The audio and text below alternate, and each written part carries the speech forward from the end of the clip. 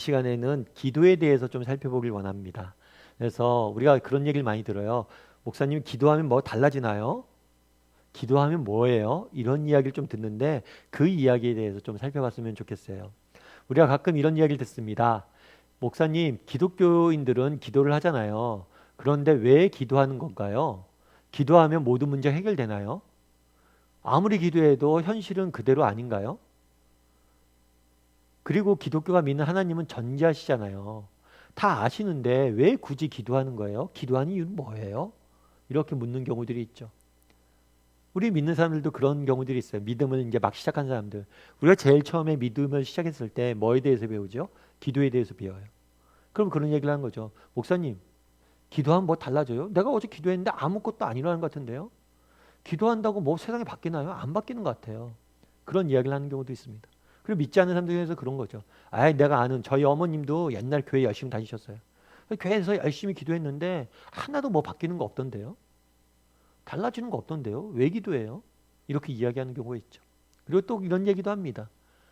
우리가 믿는 하나님은 전지하신 하나님이세요. 전능하신 하나님이세요. 아니, 하나님께서 우리를 사랑하시죠. 예. 목사님, 그리고 하나님께서 모든 걸 아시죠. 예. 그럼 하나님께서 모든 걸 사랑하시고 모든 걸 아시니까 우리가 모든 것을 그냥 채워주실 거 아니에요. 그런데 왜 굳이 기도해요? 라고 이야기할 수 있겠죠. 그럼 도대체 기도란 무엇일까요? 기도를 우리는 왜 하는 걸까요? 이 부분에 대해서 우리가 좀 살펴봤으면 좋겠습니다. 첫 번째 살펴보길 원하는 것은 기도는 무엇일까라는 거예요. 여러분, 기도란 무엇이라고 생각하세요? 우리는 기도는 흔히 말해서 그렇게 쉽게 생각하기 쉽습니다. 무엇인가를 하나님께 구하는 것. 마찬가지죠. 그래서 무엇인가 하는 자기가 바라는 것을 구하는 것을 다 기도라고 생각하기 쉬워요. 그런데 이것은 이렇게 무엇인가를 구하는 걸 기도로 하면 이거는 모든 종교에 있는 게 기도예요.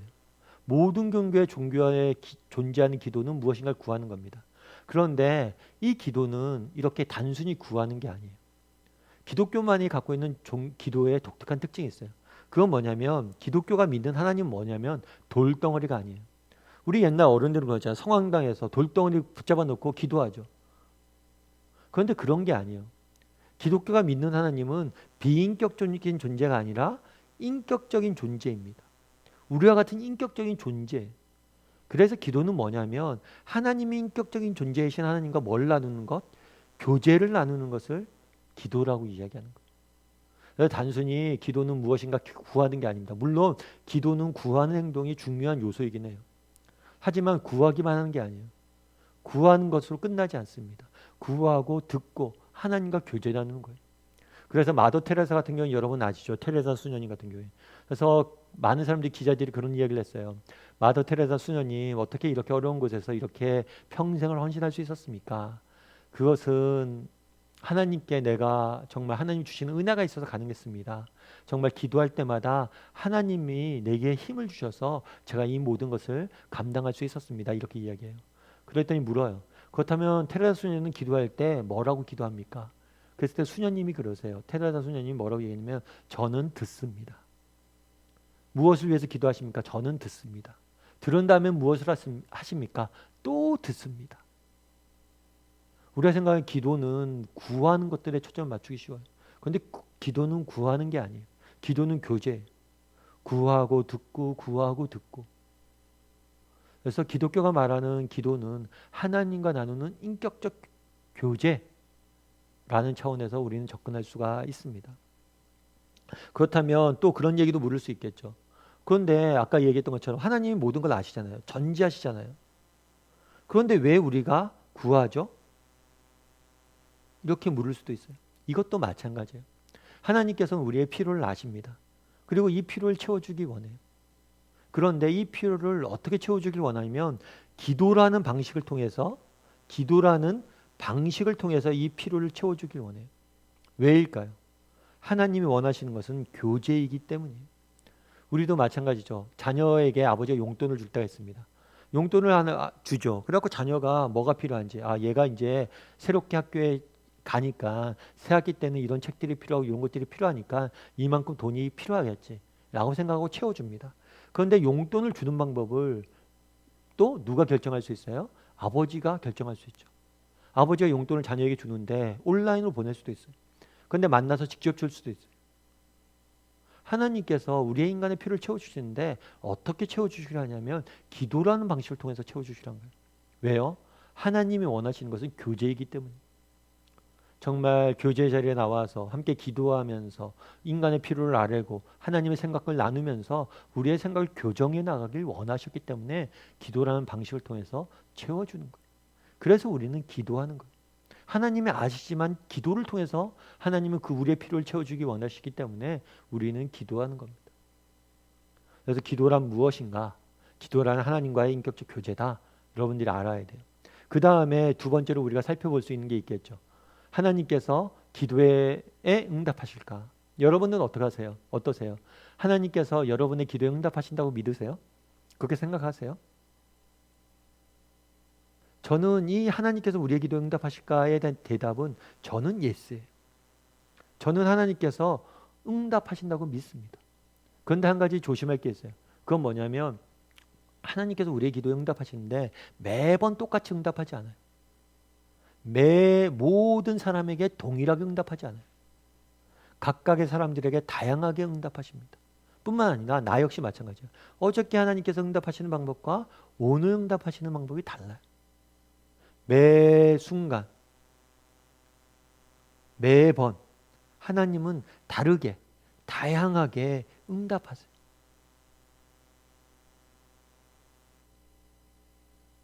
동일하게 응답하지 않고 다양하게 응답하세요. 그러면 하나님께서는 우리에게 응답을 어떻게 하실까요? 뭐 다양한 방식으로 응답하시는데 크게 세 가지 정도로 우리가 정리해 볼 수 있어요. 첫 번째는 뭐냐면 하나님께서 개입, 다르게 얘기하면 직접적인 개입을 통해서 문제를 해결해 주시는 경우가 있어요. 여러분이 기도합니다. 하나님 이게 필요합니다. 그럼 하나님께 딱 나타나셔서 그 문제를 해결해 주는 거예요. 대표적인 예가 이런 거예요. 성경에 보다 보면 오병이어 사건이 나옵니다. 예수님께서 배고픈 무리들을 보시고 직접 뭐예요? 떡을 떼서 먹여주셨어요. 직접 문제를 해결해 주셨어요. 배고픔의 문제를 해결해 주신 거죠. 우리도 마찬가지예요. 정말 하나님 앞에 기도할 때 뭐예요? 하나님께서 우리의 문제에 직접적으로 개입해서 문제를 해결해 주시는 경우들이 있습니다. 아마 이게 우리가 기도할 때 가장 많이 바라는 방법일 거예요. 하나님 내 문제를 통해서 이걸 직접적으로 해결해 주십시오. 물론 그런 의문이 들 수도 있죠. 진짜 하나님이 개입해서 해결해 주십니까? 해결해 주세요. 여러분, 리 스트로베이라는 사람이 있어요. 이 사람이 나중에 예수는 역사다 라는 책도 썼고 이 책을 바탕으로 영화도 만들어졌어요. 그런데 이 사람은 원래는 무신론자였습니다.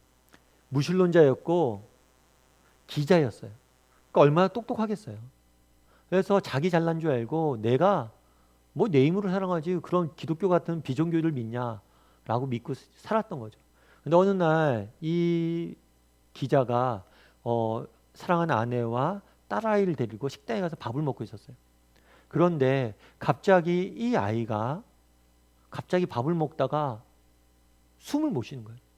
막 쓰러져서 숨을 못 쉬는 거예요. 방법이 없죠. 방법이 없어서 어떻게 된 건가 이렇게 했는데 마침 그때 흑인 여인이 한 명 있었어요. 이 여인은 간호사였어요. 간호사가 이 사람을 응급처치하는 바람에 이 아이가 살았어요. 그러니까 만약에 정말 이 간호사가 없었으면 이 아이는 꼼짝없이 죽을 뻔한 거예요. 그래서 이 리스트로벨이 이야기를 한 거예요. 너무 고맙다고. 당신 때문에 우리 딸아이 살렸다고. 너무 감사하다고. 그랬더니 이 흑인 여자가 뭐라고 얘기했냐면 나한테 감사할 필요 없다고. 나한테 감사하지 말고 하나님에게 감사하라고. 그게 무슨 얘기인가 들어봤더니만 이 여인이 그 얘기를 하는 거예요. 갑자기 이상하게 하나님께서 오늘 이 식당을 가라고. 원래 자기가 식당 예약을 딴 곳에 해놨대요. 그런데 갑자기 그날 이 식당을 가라고. 내가 널 만나게 할 사람이 있으니까 반드시 그 길 가라고 마음을 주셨대. 그래서 자기가 그곳에 오게 된 거예요. 그리고 이 아이를 살리게 된 거예요. 아마 이 아이를 만나게 하려고 하나님께서 이곳에 보내셨다라고 보내셨다고 생각한 거, 보내신 것 같다고 그 이야기를 하고 간 거예요. 놀라운 일이죠. 그 하나님이 이 사람 안 보냈으면 어떻게 했어요? 죽을 뻔한 거죠. 그런데 이 사람의 이야기를 듣고 아내와 딸아이는 감동을 받았어요. 그래서 교회 가기로 한 거예요. 아, 진짜 하나님이 살아계신 것 같다. 하나님이 우리를 지키셨다 하고 간 거예요. 그런데 이 남편은 그게 못마땅한 거예요. 그 여자에게 우리 딸을 살려준 건 고맙지만 저 여자가 한 말은 다 거짓말이라고. 그런 게 어딨냐고. 신이 어딨냐고. 그런데 아내까지 교회를 다니니까 너무 화가 난 거예요. 그래서 이 사람이 뭘 했냐면 예수가 거짓인 것, 기독교가 거짓인 걸 증명하기 위해서 기독교에 대해서 연구하기 시작했어요. 그 특별히 예수님이 부활하셨다는 사실이 거짓말인 걸 증명하기 위해서 조사하기 시작한 거예요. 그런데 이렇게 조사하다가 성경을 보다가 뭐예요? 예수님 만난 거예요. 그래서 성경이 능력이 있는 거예요. 그래서 성경이 진짜 사람의 책이 아니라는 거예요. 그래서 이 사람이 예수님 믿고 뭐예요? 쓴 책이 뭐냐면 예수는 역사다라는 거예요. 자기가 정말 수년 동안 연구해 본 결과 예수님은 살아있었던, 부활은 진짜 일어난 사건이었음을 인정하게 된 거예요. 정말 오늘날에도 이런 일들이 있습니다. 정말 우리 딸이 정말 죽을 위기에 처했을 때 하나님이 누군가를 보내셔서 직접적인 이 문제를 해결하세요. 하나님께서 정말 우리의 환경과 우리의 여건을 고치셔서 이 문제를 해결하시는 경우들이 있어요. 그런데 하나님께서 우리의 인생의 문제, 우리의 기도했을 때 이렇게 직접적으로 개입해서 응답하시는 경우들이 있습니다. 근데 또 다르게 응답하시는 경우가 있어요. 그건 뭐냐면 협력이에요, 협력. 다르게 이야기하면 함께 일하자는 것. 대표적인 예가 성경에는 모세라는 사람이에요. 모세가 이스라엘 백성들의 구원을 위해서 기도합니다. 그랬을 때 하나님께서 모세를 불러요. 모세야, 네가 나와 함께 가서 이스라엘 백성들을 구원해내자. 하나님께서 우리가 기도할 때 하나님께 직접적으로 이 모든 문제를 해결해 주시는 경우들이 있습니다. 그런데 또 어떤 경우들이 있어요? 우리와 함께 일하자는 거예요. 나와 함께 이 문제를 해결하자는 거예요. 그럼 왜 하나님께서 이렇게 함께 일하자라고 이야기할까요? 하나님의 목적은 뭐냐면 우리가 하나님을 뭐예요? 닮아가길 원하는 거예요. 함께 일하면서 하나님을 닮아가길 원하시기 때문에 뿐만 아니라 정말 하나님께서 우리에게 협력하자고 이야기하는 이유는 참된 인생의 기쁨을 누리게 하기 때문이에요. 여러분들 중에서 자녀를 키워보신 분들이 있을 거예요. 자녀가 어렸을 때는 어떡합니까? 자녀가 어렸을 때는 모든 것을 해줘요. 그런데 아이가 자라면서 모든 것을 다 해줍니까? 아이의 모든 것을 해주는 것은 아이를 망치는 일이에요. 아이를 어려서부터 모든 걸 해주죠. 아이가 자라면 뭐예요? 음식물도 잘게 썰어서 먹기 쉽게 해서 주고, 아이가 똥 누면 똥도 치워주고, 모든 걸 다 해주죠. 그런데 그렇게만 다 해주면 아이가 어떻게 됩니까? 어른이 돼서도 아이처럼 지내려면 어떻게 되겠어요? 이유식만 먹다 보면 정말 딱딱한 음식을 못 먹으면 정말 맛있는 음식을 못 먹잖아요. 하나님도 마찬가지예요. 왜 하나님께서 우리가 기도하면 다 안 들어주십니까? 물론 하나님께 직접적으로 들어주시는 것도 있어요. 근데 다 안 들어주시는 것도 있어요. 왜요? 그게 우리를 망치는 것이기 때문이에요. 오히려 뭘 하자고 하는 거예요? 같이 일하자는 거예요. 같이 일하자는 거예요. 같이 내가 도와줄 테니까 네가 한번 해보라는 거예요. 왜 그렇게 해서요? 그걸 통해 정말 우리가 하나님을 닮아갈 뿐만 아니라 참된 기쁨을 누리게 하기 위함이에요. 우리도 오늘도 우리를 모세처럼 부르는 거예요. 하나님 이 문제를 해결해 주십시오. 그럼 뭐예요? 하나님께서 내가 힘을 줄 테니까 나랑 같이 가서 그것들을 해결하자. 왜 기도해야 됩니까? 이 기도의 자리에서 이런 힘들을 줘요. 정말 하나님과 함께 일할 수 있을 그 능력과 힘과 비전을 기도의 자리에서 주기 때문에 기도해야 되는 거예요. 오늘날에도 이런 사람들 찾고 계신 거예요. 여러분, 윌버포스라는 사람을 아실 거예요. 이 사람은 굉장히 부유한 집안에 태어났어요. 그런데 아무래도 부유한 집안에 태어나다 보니까 어려서부터 자기가 하고 싶은 걸 다 했겠죠. 그러다 보니까 인생을 굉장히 많이 낭비했어요. 허랑방탕하게 젊은 날 지냈어요. 그러다 뭘 했냐면 예수님을 만나고 회심을 하게 됩니다. 그래서 다시 믿음을 가지고 정말 제대로 된 신앙생활을 시작을 해요. 그러면서 이 사람이 뭘 했냐면 그 당시에 영국엔 노예제도가 있었어요. 이 노예제도가는 굉장히 그 당시에 영국 산업의 3분의 1을 차지하는 굉장히 비중이 있는 산업이었어요, 사실. 그런데 이 노예제를 뭘 하기 위해서? 폐지하기 위해서 일하는 거예요. 매년 해마다 이 폐지하기 위한 법안을 올리고 이 폐지를 위해서 투쟁을 내요. 그래서 무려 10년 동안 이 과정 속에서 살해 위협도 받고 너무나 많은 어려움들을 경험했어야 돼요. 그런데도 이 문제들이 해결되지 않았어요. 왜 하나님께서 해결해 주시지 않을까? 너랑 같이 일하자는 거야. 나와 같이 하자는 거야. 그래서 그 당시에 그런 이야기였어요. 봄이면 수선화가 피듯이, 여름이면 버찌가 피듯이, 가을이면 윌리엄 윌버포스가 상원에 노예제 폐지를 올리는 법안을 올리는 것만큼 우리를 흥분시키는 일은 없었다. 이 과정들을 통해서 많은 하나님께서 어떤 일을 하셨냐면 영국 내 많은 사람들에게 이 노예제의 문제점에 대해서 알리는 기회들을 만드셨던 거예요. 그래서 궁극적으로 이 노예제를 폐지시킵니다. 하나님이 정말 이런 어려움들이 있을 때 직접적으로 해결해 주시기도 하지만 뭐예요? 함께 해결해 주잖아요. 왜 그렇게 하세요? 이걸 통해서 하나님을 닮아가고 이걸 통해 정말 하나님이 누리시는 기쁨을 함께 인생의 참된 기쁨과 의미를 누리길 원하시는 거예요. 그리고 세 번째로 하나님께서 우리의 기도를 응답하십니다. 첫 번째는 직접적인 개입을 통해서 응답하세요. 두 번째는 뭐예요? 협력하자, 같이 일하자를 통해서 응답하세요. 그리고 마지막으로는 뭐냐면 어떻게 응답하냐면 내면의 변화를 통해서 응답하세요. 이거는 가장 강력한 하나님의 응답하시는 방법이에요. 예를 들면 대표적인 예는 바울이라고 할 수가 있어요. 바울은 뭐가 있었냐면 육체에 가시가 있었다고 표현해요. 이건 뭐냐면 육체에 질병이 있었어요. 아무래도 이 질병은 많은 사람들이 간질이 아닐까 이렇게 이야기를 합니다. 목회자 입장에서는 간질이 얼마나 치명적인 질병이겠어요. 말씀을 전하다 갑자기 막 쓰러지고 막 그러는 거예요. 그래서 하나님 앞에 이걸 고쳐달라고 기도합니다.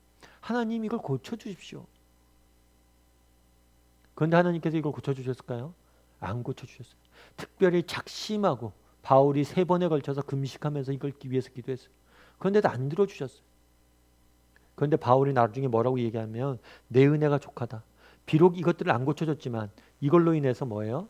내가 너무나 크고 아름답고 비밀스러운 그런 은혜를 맛봤다는 거예요. 비록 우리의 기도에 대해서 응답하진 않습니다. 그리고 내가 구했던 것들을 주시진 않아요. 그런데 우리 내면을 변화시키고 그 아픔들을 통해서 더 큰 일들을 하는 경우들이 있다는 거예요. 이건 역시 하나님께서 우리의 기도에 응답하시는 방법. 아니, 가장 하나님께서 즐겨 사용하고 강력히 일하는 수단이기도 합니다. 소울 서퍼라는 영화가 있어요. 이거는 뭐냐면 해밀턴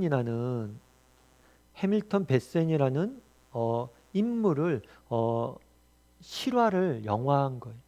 이 사람은 어떤 인물이냐면 원래는 서퍼였어요. 서퍼.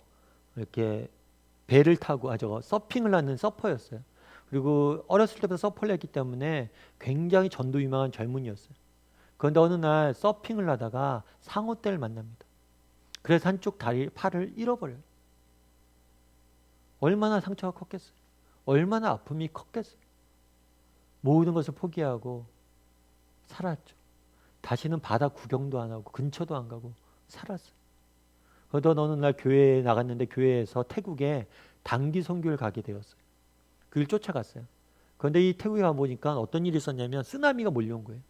그래서 태국의 쓰나미로 인해서 어린아이를 만났는데 이 아이는 쓰나미로 인해서 어머니를 잃어버린 아이. 이 아이에게 바다는 어떤 의미일까요?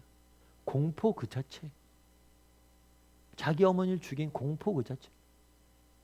그런데 이 주인공이 뭘 느꼈냐면 이 태국에 있는 어린아이를 통해서 뭘 느낀 거예요? 자신의 모습을 본 거. 자신도 바다가 공포거든요. 그래서 뭘 했냐면 이 아이에게 용기를 주기 위해서 이 사람이 서핑을 시작을 합니다. 바다가 무서운 곳이 아니야 하면서 서핑을 다시 시작을 해요. 이 아이를 위로하기 위해서. 그래서 유명한 한쪽 팔 없이 서핑은 기본적으로 균형 잡는 거잖아요. 한쪽 팔 없이 균형 잡는 건 쉬운 일이 아니에요. 그런데 한쪽 팔만 갖고 서핑을 하는 서퍼가 되는 거예요. 그래서 누구보다도 잘 타는 그런 사람은 아니겠죠. 두 팔 가진 사람은 훨씬 잘 타겠죠. 그런데 나는 유일한 한 팔로 서핑하는. 그럼 왜 서핑을 합니까? 희망을 주기 위해서. 슬픔과 어려움 속에 쓰나미로 인해서 고통 중에 있는 아이들에게 희망을 주기 위해서 서핑을 한다는 거예요. 그러면서 나중에 기자가 물어요. 당신에게 만약에 당신이 에게 기회가 있다면 다시 그 이제 사고가 났던 그 당시로 돌아갈 수 있다면 당신은 어떻게 하겠습니까? 다시 서핑을 하겠습니까? 저는 그 날로 돌아가도 다시 서핑을 할 겁니다. 왜 그렇습니까? 제가 비록 한 팔을 잃었지만 이 팔을 잃어버림으로 인해서 더 많은 사람들을 껴안을 수 있었기 때문입니다. 어쩌면 팔을 잃어버리는 건 우리의 기도에 원하는 결과는 아니겠죠. 안전을 위해서 기도했을 거 아니에요. 그런데 하나님께서 안전을 허락하지는 않았어요. 하지만 우리를 변화시켜서 더 많은 일들을 행하셨다는 거예요. 그것이 하나님께서 우리에게 응답하시는 중요한 방법. 많은 사람들이 하나님께서 우리의 기도에 응답하시냐 묻습니다. 성경의 대답은 무엇입니까? 응답하신다는 거예요. 때로는 어떻게? 때로는 오병이어의 기적처럼 직접적으로 하나님께서 우리의 인생의 문제를 개입하십니다. 때로는 어떻게? 때로는 모세에게 그러했던 것처럼 나와 함께 일하자 라고 하면서 함께 그 문제를 해결해 주실 겁니다. 때로는 어떻게? 바울에게 하셨던 것처럼 비록 지금의 아픔들을 해결해 주지 못하지만 오히려 그 아픔으로 해서 더 많은 것들을 우리로 하여금 행할 수 있게 만들어 주실 거예요. 그리고 이 기도를 하는 이유는 단순히 이것들을 하나님께서 그냥 멀리서 이렇게 던져주시고 비인격적으로 넌 이렇게 해 라고 이야기하잖아요.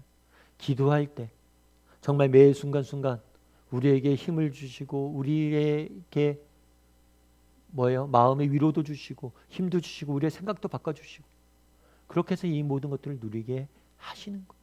그래서 우리가 기도하는 거예요. 기도는 단순히 무엇인가를 거래가 아니에요. 내가 뭘 넣으면 받는 자판기가 아니에요. 기도는 교제입니다. 하나님과 만나는 시간들을 통해서 정말 하나님의 뜻을 듣고 배우고 알아가는 시간이 기도예요. 바라기는 정말 이 기도가 주는 은혜를 좀 맛봤으면 좋겠어요. 이 은혜를 맛보기 위해서 뭘 해야 돼요? 기도해야 돼요. 정말 기도할 때 하나님이 주시는, 그리고 기도할 때 정말 그렇게만 하지 말고 막 구하고 끝내지 마시고 정말 하나님의 음성도 듣고 하나님 뜻이 어디서 생각도 하고 그렇게 기도할 수 있었으면 좋겠어요. 그랬을 때 하나님께서 우리를 통해서 일하실 겁니다. 하나님께서 기도하면 뭐가 달라지나요? 여러분, 달라집니다. 왜요? 기도는 하나님과 만나는 시간이기 때문에. 정말 어떤 사람과 만나는 것은 반드시 우리가 영향을 받게 되어 있어요. 그런데 하나님과 만나는 거잖아요. 반드시 우리는 하나님의 영향력을 받게 되어 있습니다. 그래서 우리는 기도하는 거예요. 기도는 교제이기 때문에. 뿐만 아니라 우리가 기도했을 때 하나님께서 우리의 기도 응답하십니까? 반드시 응답합니다. 물론 어제와 오늘이 다르고 저 사람과 내가 다르지만 하나님은 정말 나에게 꼭 맞는 방법으로 우리의 기도에 응답하실 거예요. 그런 믿음을 가지고 또 우리 기도할 줄 아는 저와 여러분이 되기를 주님의 이름으로 소원합니다.